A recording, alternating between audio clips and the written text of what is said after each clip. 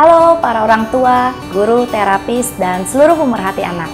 Nama saya Febri, saya seorang psikolog anak. Melalui video singkat ini, saya akan membagikan informasi seputar masalah perkembangan anak bagi Anda semua.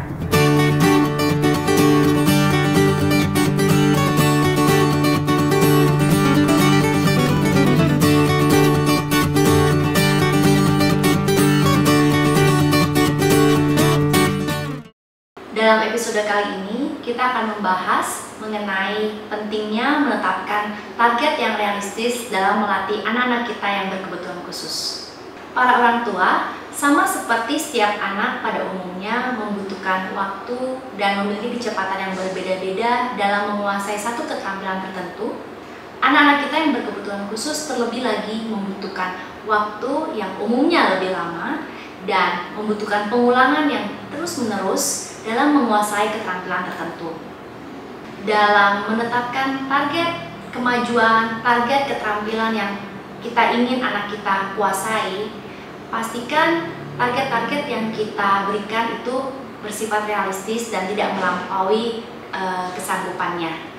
Karenanya kita perlu mendiskusikan dengan psikolog, dengan terapis, dengan profesional yang menangani anak-anak kita yang berkebutuhan khusus sebelum menetapkan target-target perilaku atau keterampilan yang kita ingin anak kita kuasai. Kita juga perlu bersabar dalam melatih anak menguasai keterampilan tertentu. Apabila anak yang tidak mengalami masalah perkembangan mungkin dapat menguasai satu keterampilan hanya dengan 1 kali atau 2 kali latihan atau pengulangan, anak-anak yang berkebutuhan khusus mungkin membutuhkan 10 kali, 20 kali, 30 kali pengulangan sampai mereka dapat menguasai keterampilan tersebut.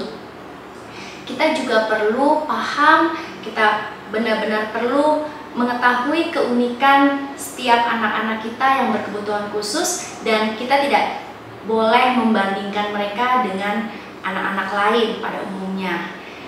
Dan jangan lupa juga saat kita sudah berhasil melatih anak kita menguasai satu keterampilan, jangan lupa sebagai orang tuanya kita perlu istirahat juga, kita perlu merayakan, kita perlu mensyukuri saat mereka sudah berhasil menguasai satu keterampilan tertentu.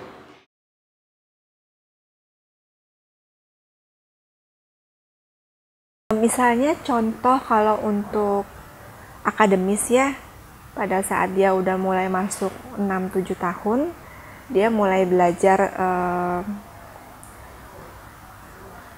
berhitung, mulai mengenal angka, kemudian dia belajar baca tulis gitu.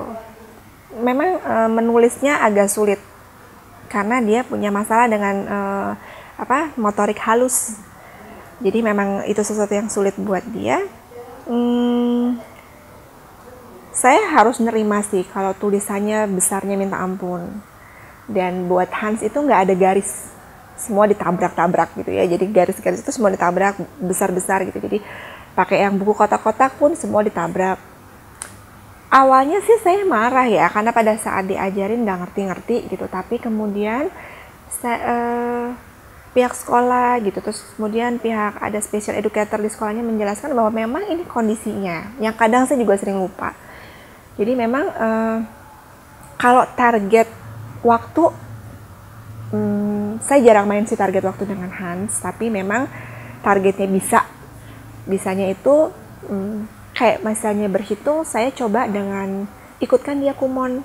Jadi waktu itu bersyukur ada satu teman dia yang usianya lebih tua dari Hans, dia ikut kumon. Kemudian dia sarankan ada kok beberapa kumon yang terima anak special need.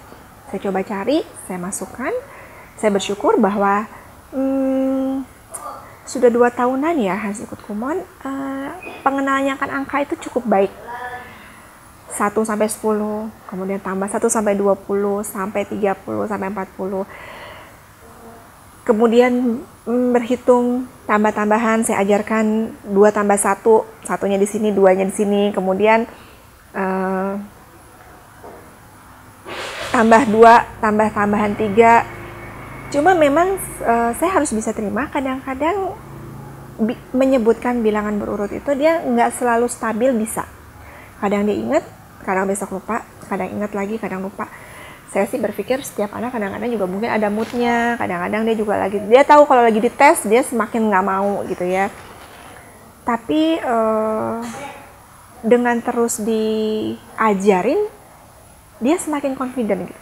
Saya ingat banget waktu pertama kali dia bikin PR di rumah, untuk menyuruh dia duduk di kursi belajarnya, di meja belajarnya, itu saya betul-betul setengah mati.